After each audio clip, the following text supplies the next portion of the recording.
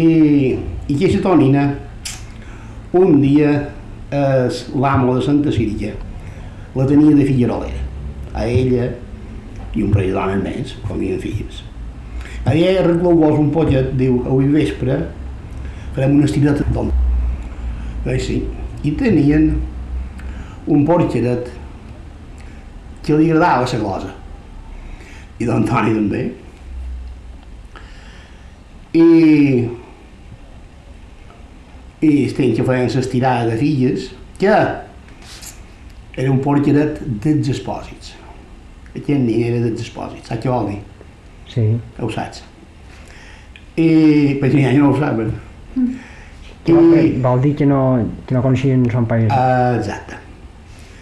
Llavors, té un altre nom ara, però llavors era dels espòsits. I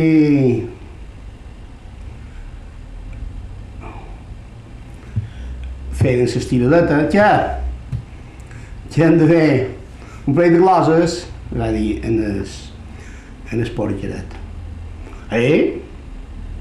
Àvido, com és no?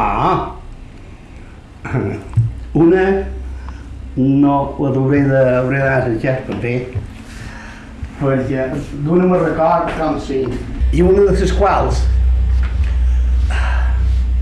li va dir porqueret de la pallissa. Sabeu què és una pallissa? És com un jac sense manques fet d'una pell de mer. Porqueret de la pallissa. El temps que faràs de porquer no guanyaràs cap doble ni si iràs a temps a missa. I clar, llavors, és finit la contesta. Diu, heu sortit molt furiós anant en contra dels porquers. Jo guanyaré més dobles deixant el verro només amb un any que vos ten dos. M'entens, això? Deixant el verro només amb un any, bé. I això va continuar, i llavors don Toni, en aquesta no sé, els xats dels dits, don Toni no va tenir altra punyetera idea que diu-li Àngelet de Sant Robada, ja te'n pots anar a colgar, que a mi ningú em dirà qui són ton pare i ta mare. N'Antoni i na Bulla i aquelles altres dones ho varen quedar blanquelles. No sabien molt bé de mirar. Baixàvem el cap, l'alçàvem.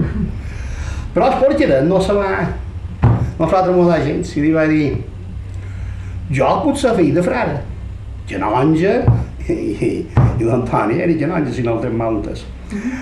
Jo puc ser fill de frare, canonge o capellà. Me doni a besar la mà que tal vegada som mon pare. I don Toni va dir, bueno,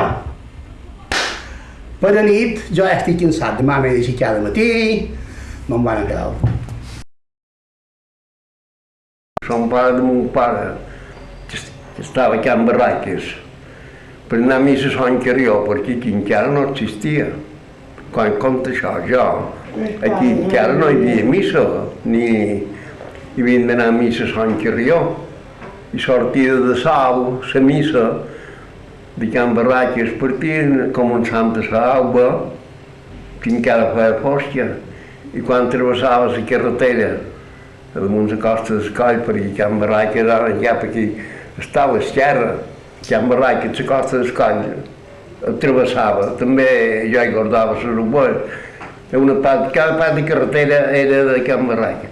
Però la Castellet, quan travessava la carretera, era guerrilla, sortien de borbobotes, se posaven una a cada part del padrí, sense dir res, llençaven blanc i d'orell, però...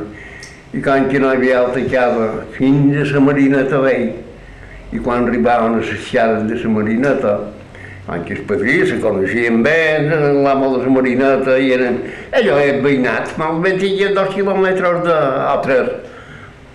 I arribant a la casa, ja veia que el padrí s'aturaria a les xades i els fugien, fugien. I eren aquests? Crispiners, vinc de Sant. Sí, era l'agradava fer això. Jo... Aquí, quan va dir Missa Nova, don Francesc Mas va convidar aquest, que li diuen don Toni Maria Alcover, que era una corissa, coneixent, el va convidar per fer de capa.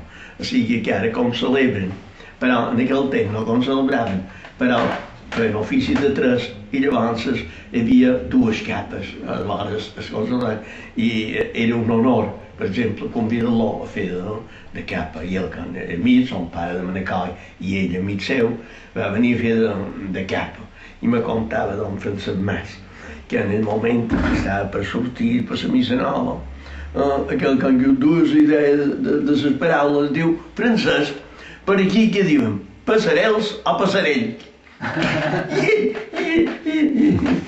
Diu jo vaig dir passarell, dic jo que sabia si deien però el moment aquell que tot recollit i allà per sortir la missa nova en don Toni Maria Alcover li diu per aquí què diuen? Passarell o passarells?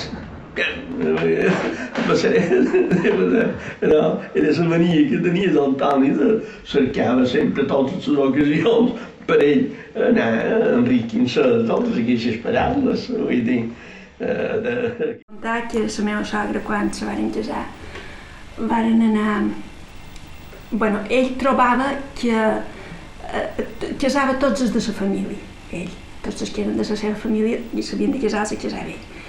Llavors, trobava que això d'anar-se'n a fer la lluna de mel no tenia, pareixia que fugien i que s'amallaven i que no tenien per què amallar-se de res i no permetia que ningú se n'anés a fer viatge de noces perquè trobava que això no ho havien de fer i quan que tothom creia el que ell deia, doncs no hi anaven i la meva sogra, que era un poc punyetera, li diu que vos parell, tio, havíem pensat d'anar a veure la Mare de Déu a Llull i diu, sí, bona idea i ja varen començar a fer una miqueta de viatge i els va convidar per anar a casa seva, allà a Palma on vivia, a vora la Seu, a passar-hi uns dies i varen anar a Llull i després varen...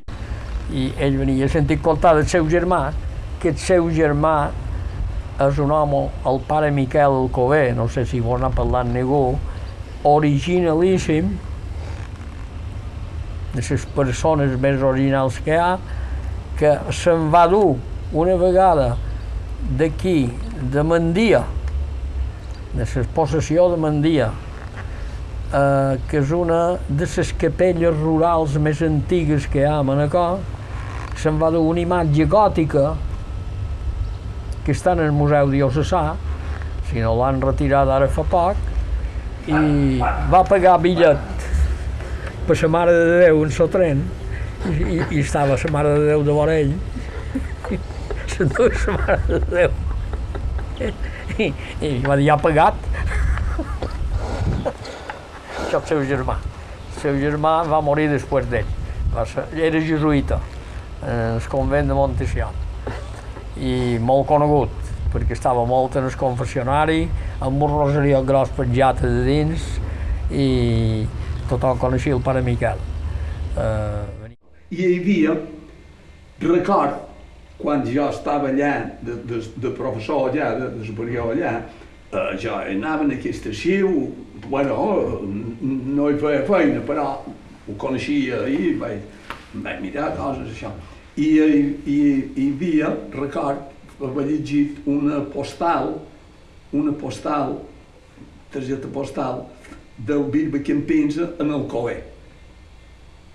I no sé si en Alcover en el bisbe Campins, que era curiosa aquesta postal, perquè deia de les paraules, que no havia dit aquestes paraulotes.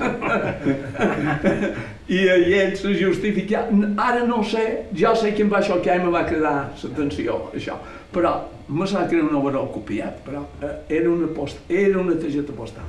Aquesta targeta postal, supos que deu ser pel Palacio, de paraules així pageses, diríem, no paraules dolentes, ni molt menys, perquè no en deia, però I supos que el Bibi Campín volia ser que fos més princenut en el llenguatge. En el llenguatge, el Bibi Campín. El germà era diferent. El germà va ser capellà, però se va fer jesuïta, i va morir sent jesuïta, però no era exactament igual, no? Li agradava tot el mallorquí, defensava la llengua, i record que el pare Miquel, per exemple, una anècdota que record, va donar a Sant Jau Col·legial de l'Experiència, va donar una conferència a l'Estudi General respecte, no sé, el tema exactament no sé quin era, el que parlava de l'holisme, certament. I hi havia hagut aquí a Mallorca el bisbe Juan Díaz de la Guerra, que va prohibir el culte en el verd Ramon Llull, perquè havia sortit unes normes de Roma que si no tenien un culte immemorial de tant d'anys, si no estaven beatificats oficialment, no els podien donar culte. I el bisbe Guerra va prohibir el culte en el verd Ramon. Però llavors se va tornar a restablir amb un altre bisbe que va tornar a continuar la tradició. I recordo aquesta anècdota que el bisbe, el pare Alcover, va dir, parlant del bisbe Guerra, era guerra de nom i de fets. Un dia que hi havia d'anar al vicari general, Jaume Germany, no? Sí. Com el Martí va dir les figueroleres, li va dir que els altres arreglant poc, perquè el seu sopar ja ha de venir el vicari, i farem un pot de rebel·la. I el porqueret, tenien un porqueret dels espòsits, el porquer dels espòsits,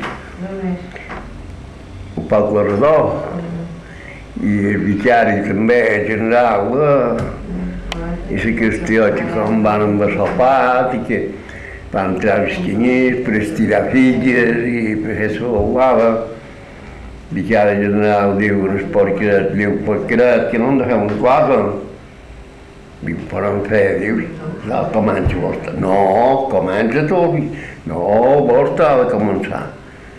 I la filla va de començar, el vicari li diu, porqueret de sang robada, sopa i vés-te'n a colgar, perquè ningú me dirà qui és ton pare o ta mare. I el porqueret li contesta i diu, i jo puc ser fill de frare, canonge o capellà. Vostè me dona la mà a besar, que vostè pot ser mon pare. Ja se va acabar, ja no va anar més de... Sí, ja no va anar més de piques, aquest. Sí,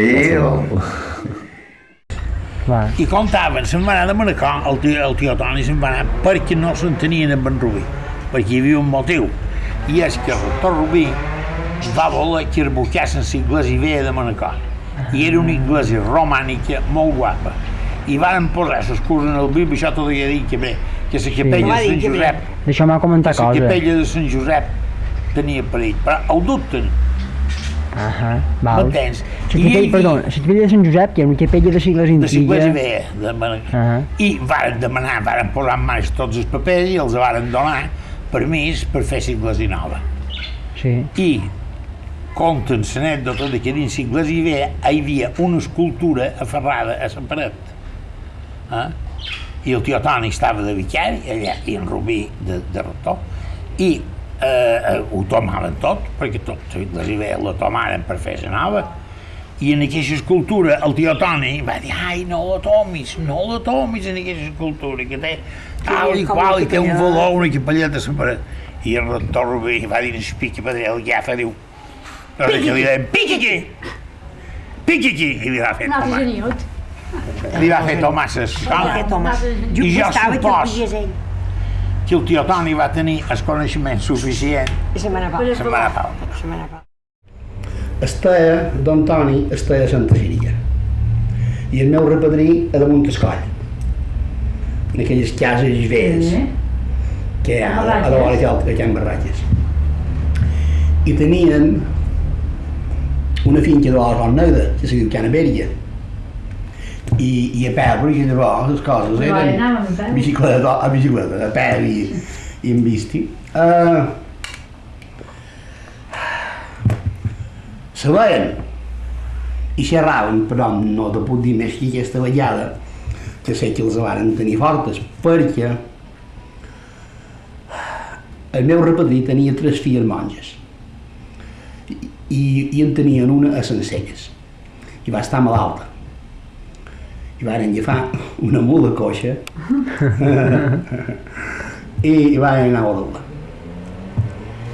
i quan havia estat malalta, per això ara anar a dur-la, perquè havia estat malalta i justament no els ho van deixar veure perquè feien uns exercicis. Les monges no era com ara tampoc, tot l'any enviat. I se va enfadar molt, el meu repadrí. I un dia, anant d'Escoll, de Can Barratges a Can Abella, don Toni estava damunt un terrat amb un balcó, així ho tenc entès, així ho sé. I el va cridar, I diu, ara, un dalt i baix. Trobes tu que jo hem d'anar a veure una filla que feia molt de temps que no l'havien vist i que està malalta i perquè fa uns exercicis hagin de tornar sense veure-la. Bueno, ell va haver i mos creiem, que ja és segur això, que aquesta monja que va quedar prima de salut la va passar a l'hospici, a Manacor, en el carrer d'allà on hi ha l'Argolla. I va morir aquí, a l'hospici. Que va ser com una curada de mel en el meu repadrí. I llavors, és una altra cosa, d'això no sé res més, que el meu repadrí sabien i que xerraven. I això sí que ho sé, però no sé de què. Jo sentia de mon pare i això, que un dia va a Montmartí, todavía està a Sant Crispidell, va anar al Pedalbó, en el tren, que venia de Palma, i va anar en el carro de parell, cotxes, no, però hi havia esquerrató, m'entén? I va anar en el carro de parell, va llogar les bandes, encara, i just se postissava així, i el seu germà, quan va arribar així a Manacor a veure, diu, ai, Martí, que era el seu germà, diu, ja ho m'has feta. Quan va veure el carro aquest, sense banda, m'entens? I la gent mirava i ara això sentit dir que jo sentia dir mon pare. Ell era amic d'en Gaudí. I en Gaudí li va fer els planos i ell ho va dirigir. Perquè l'església de Sant Negre és molt més antiga que la de Sant Carrió. La de Sant Carrió fa d'haver 100 anys que està feta. La Sant Negre és més antiga? Sí, la de Sant Negre és més antiga i la de Sant Carrió és més moderna. I hi ha, no sé si vau fixat a Sant Carrió, que hi ha un ventall, la claraboia és un ventall, i estava cruada. Tenia un crull al mig i don Toni Maria Alcover li va dir a Gaudí, el ventall està xapat. I ell li va aconsellar, li va dir, està xapat però no caurà. I ara fa d'haver 2 anys que l'arreglaren en aquest cruix. I van demanar bombers per cert, i van donar bombers perquè havien d'arreglar el crull. I ell li dic, això és el crull d'en Gaudí, de don Toni Maria Alcover. Imagina't. Sí, el meu padrí vivia en el carrer de la Pau, no sé el número, però a mitjan carrer. Això en Andreu. Sí, el meu padrí era en Andreu. I va venir la torrentada i entonces va invadir molta cosa de Manacor. I com que estava a la mateixa altura que el torrent, el carrer de la Pau i les Baones, era molt fàcil que quedés inundat d'aigua.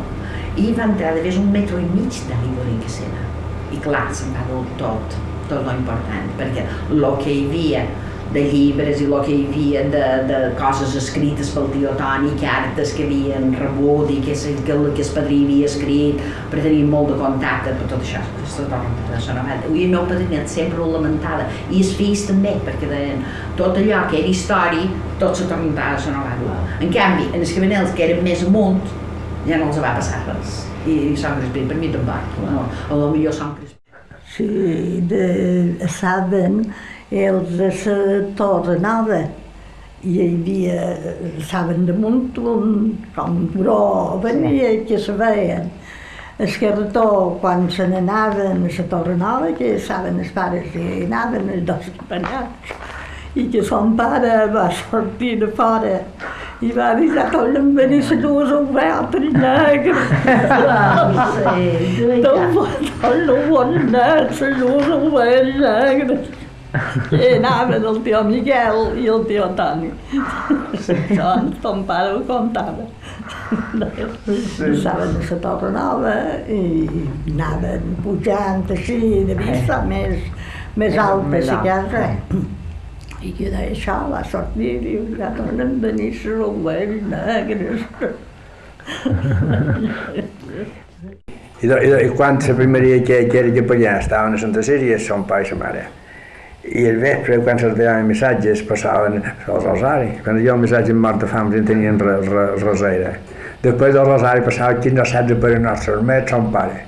I l'Antoni va dir que el missatge que va dir, mon pare, heu de besar el rosari i si voleu ser per nostre un Josep. No resultant que aquests al·lots estan morts de fam i tot això. I els xats son pare diu, me ven su boiata negra, comandant a l'església. I va afegir la mirada per nostres metges els altres vespres. Per res, també l'home Andreu, jo diferents vegades havia vist llegint el padrí, se parlava, i un dia també hi va anar, i la meva germana era per allà, i diu, i el padrí que no és? Diu, no, ara no és. Pam, pam, va fer dos pampars allà dins. Diu, i ja li diràs que he entrat aquí de dins perquè no vull fer l'opus que res. I la meva germana ho va dir al padrí. Diu, no li has dit res? Diu, no. I li havia dit que hi ha parc que el m'arrenta. Venia i se posava amb mon pare ajagut i el capellà ajagut de ell, Antoni Maria Alcover, que jo me recordo la bobota negra, perquè també me recorda un home vestit de negre de dalt a baix, que duien la sotana, perquè llavors capellà duien sotana, i la gent, tots dos, ell escrivia i mon pare li deia que feien serveis. Perquè estaven ajaguts, però? Per serveis, perquè no s'alçassin. Perquè serveis, si no els diu res, estaran a damunt una hora i no te picaran, però jo que facis així, perquè clar... I no se posaven ja vestit? No. I un eixam se va ficar quan jo hi anava. I mon pare tot me critella, ei, nata, tira't en terra! I jo, tira't en terra, fot d'una! I me va tirar en terra i l'eixam me va passar per damunt. Perquè si t'acotes no te mous, no se posaran, fugen. I jo m'he recordat sempre a Vall de Cera que me va tirar en terra perquè les veies me venien i me recordo d'un Antoni Maria Alcover per això. I recordo que eren molt feliços. Una altra anècdota és que els dematins, cada dematí s'assenyava a les 4 de matí i el primer que feia era l'estrany. A la rima era el moll vell de Palma, i això era llarg, i això devia tenir 300 o 400 metres de llarg, i anava fins a el faro. Que un faro que hi ha allà amb altres, no sé si ja tenia ni puta idea. Però fotia allà una hora de caminar cada dia, cada hora de missa. A les 4 de matí s'anava? Sí. A les 4 de matí s'aixecava, i m'estem mitjà per començar i jo partia s'anava de cap allà baix. I tenc un parell que eren a les 5 de la primera missa. No s'ha fosca? Aviat, s'estiu no, però ens hi ha molta de fosca, perquè tenia relaxat. Bueno, això també he sentit contar en els capellans que eren seminaristes en temps d'Antoni Maria, que els encarregava a tots que li haguessin mots que fossin característics de cada poble i anava recollint datos perquè en molts de pobles, com sabeu altres, una cosa li diuen un mot i l'altre li diuen una altra i matisos que hi ha en la pronunciació i tot això anava recollint. Això ho sé per alguns capellans que eren seminaristes en temps d'ell i en l'estiu les que fessin aquesta feina. I això va ser el motiu de recollir tanta documentació. El padrí anava a treballar a vora la Palma. I feien unes xerrades terribles amb ell. De paraules i rondalles i això. Sí. Perquè rondalles a un el nomen el padrí. Ah, sí? Aquí baix hi havia un home que tenia una somera o un ase o un mulet moltíssim magres. I deia que l'altre padrí meu que estava aquí baix li excisada. I va donar una curandera de felanitx a Sant Cervesa perquè li curàs. Li va cobrar 6 duros en aquell temps, una riquesa. I el meu padre li va dir, diu, saps si jo de 6 duros, que 6 duros ja s'ha comprat de fava, això. I don Toni ho va apuntar a una comèdia, a una rondalla, això. Ah, està bé. No, en el meu padrí era molt amic. Quan se n'anaven de Santa Síria, anaven a Torrenova, de Pageros. El meu padrí ja no. Perquè el meu padrí, com érem jo, se casaven i se n'anaven a la terra. I s'establien parelles, era una cosa lògica. No podien estar tots a la casa, pues sobrava gent i jo el temps a Malausa no costava res. I van anar, després de Santa Síria, van anar a la Torrenova. La Torrenova eren marquesos. Contava, el tio Toni me contava, el tio Toni era l'home de la tia Maria, que treballaven uns escalinats que hi havia de cul enrere, quants escalons, encapades, quan se n'anaven, mig ras del senyor, anaven per enrere. I hi va haver aquest dia que van tenir un dinar, i en el dinar hi havia el Birba, el de Canonja més, i els senyors, que eren marquesos, i com que aquest tio Martí, que era el germà seu, no es trobava de fer pets mai, no feia pets, i deia, l'amo Martí dels pets. Jo ni aquest l'he viscut, aquest dins l'iglesi, pot que li venia, pot que li mollava. I tant si era fort com si era baix, no mirava ben prim, cac, li deia l'amo Martí dels pets. I els feia riure els senyors, sort por els feia riure. I ell va haver... La senyora li va dir, l'amo Martí, escoltau, vols que jo m'hi massa premi, m'hi incloent, m'ho feia gràcia, però no... Avui vos deman que no ho feu, perquè ve el Birba i venen canonges, i posa la cosa especial. I el tio Martí deia dir, bé, no, però no va poder estar. I estem de dinar amb la Moreu. I se'n va anar de la Torrenova, de Pageros. Varen botir. No, el senyor no li va perdonar. I se'n va anar de la Torrenova i se'n va anar a Sant Crespí. Quan el feren canonge, molt varen dir bona, de modo que un home que el treuen de Pollença i ara el fiquen dins la seu, però full d'aquell cercle de muntanyes i naturalesa i tot això, i Formentor i tot. I això li de...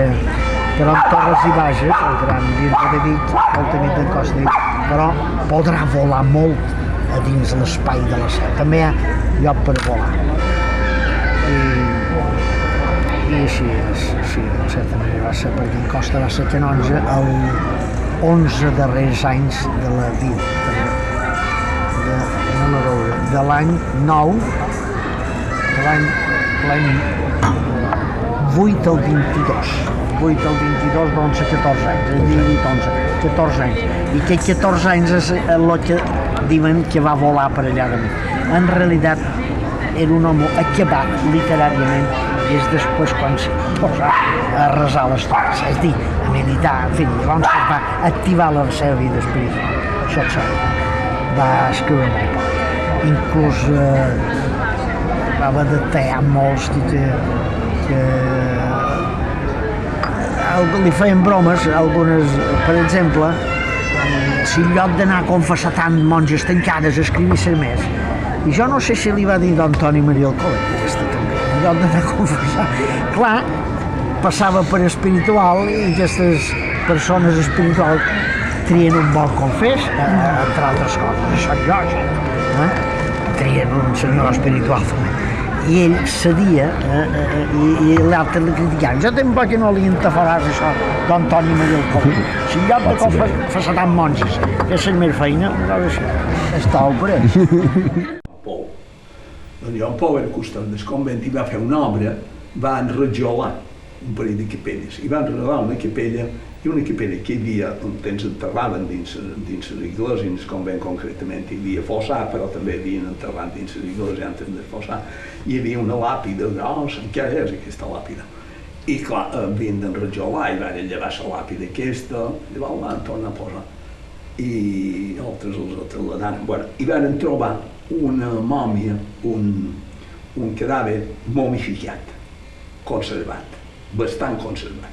A més, cosa curiosa, que això ho diu la crònica, la part més conservada era les partes pudentes, no sé què diu, està en castellà. Això estava amb una roba, tal, això, molt ben tapat i tot el més, però momificat. No només l'esquelet de les osses, dels ossos, sinó la cara, momificada. Bueno, i en aquell temps això ja llavors vol dir la fetge exacta, però això era l'any 10, 11, de 1910, 11, no me'n recordo. Antes de l'any, el primer quart de segle, antes de l'any 25, per de pronto, més prop de 1900. I el custós era un bon home, era intel·ligent, el custós, era don Joan Pou, era d'això que se deia d'aquesta associació d'ignorants de set sols, que se diuen ignorants de set soles, ignorants de set soles, que era una societat que havia instituït en Pere d'Alcántara Penya, que és la ignorància. Sí, la ignorància, però llavors pedien títols. Ah, sí. I de com sabia, ignorantíssim senyor. Ignorants de set soles. I eren, precisament, eren... tot el contrari. Tot el contrari. I don Joan Pou tenia certificat d'ignorància sexual. Era una persona instruïda i mallorquinista, va traduir tot lo de la Dolce Nocturna, que era en castellà, ho va traduir, ho feia llegir en mallorquí, això en aquell temps. I davant d'això, el custós era intel·ligent, el que sigui, però una cosa rara, saps que era una cosa rara, i aquest home, i devia ser una bona persona, i un sant, un venerable, i la van prendre per aquí. La qüestió és que no gosaren enterrar-la com es posaren allà. I la gent, ja ho crec, curiositat, morbositat, mescla de morbositat, piedat i el que vulguis, anaven allà i potser resaven o veneraven, vull dir. Bueno, i els custos, sabeu que va donar part, va avisar això. Això no sé, perquè s'entemessen allà, no? Jo crec que va dir, han trobat això. I don Toni Maria va venir a fer la nit. Va venir tot, perquè ell era molt expedit en les coses. I va veure això, va enviar a demanar dos metges, al metge. Va dir, anem, què? I el metge va dir, això és una momificació que pot partir de medicina que han pres, de la complexió tal, va dir, una explicació natural. Molt bé. diu, idò, que ho enterrin, tornin a posar, tornen allà on sigui, el van enterrar a una altra part, que l'enterraren, sí, perquè l'enterraren a una altra part, ja? I el primer que el torni a destapar és comunió. Sí, això sí que és comunió, ja.